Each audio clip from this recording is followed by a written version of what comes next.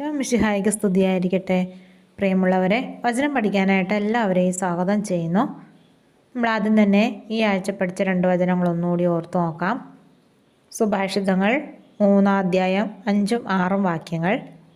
കർത്താവിൽ പൂർണ്ണ ഹൃദയത്തോടെ വിശ്വാസം അർപ്പിക്കുക, സ്വന്തം ബുദ്ധിയെ ആശ്രയിക്കുകയും അരുത്. നിന്റെ എല്ലാ പ്രവൃത്തികളും ദൈവവിചാരത്തോടെ ആകട്ടെ, അവിടുന്ന് നിനക്ക് വഴിതെളിച്ചു തരും. ഉൽപ്പത്തി 1:1.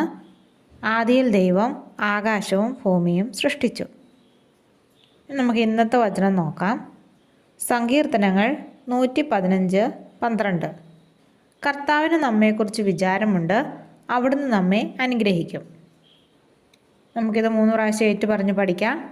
സങ്കീർത്തനങ്ങൾ 115:12. കർത്താവിന് നമ്മെക്കുറിച്ച് വിചാരമുണ്ട്, അവിടുന്ന് നമ്മെ അനുഗ്രഹിക്കും. സങ്കീർത്തനങ്ങൾ 115:12. കർത്താവിന് നമ്മെക്കുറിച്ച് വിചാരമുണ്ട്, അവിടുന്ന് നമ്മെ അനുഗ്രഹിക്കും. സങ്കീർത്തനങ്ങൾ 115:12. കർത്താവിന് നമ്മെക്കുറിച്ച് വിചാരമുണ്ട്, അവിടുന്ന് നമ്മെ അനുഗ്രഹിക്കും. വചനം എല്ലാവരും ബുക്കിലേക്ക് എഴുതുകയും പഠിക്കുകയും ചെയ്യുക. നാളെ മറ്റൊരു വചനവുമായിട്ട് കാണാം. ദൈവം എല്ലാവരെയും അനുഗ്രഹിക്കട്ടെ.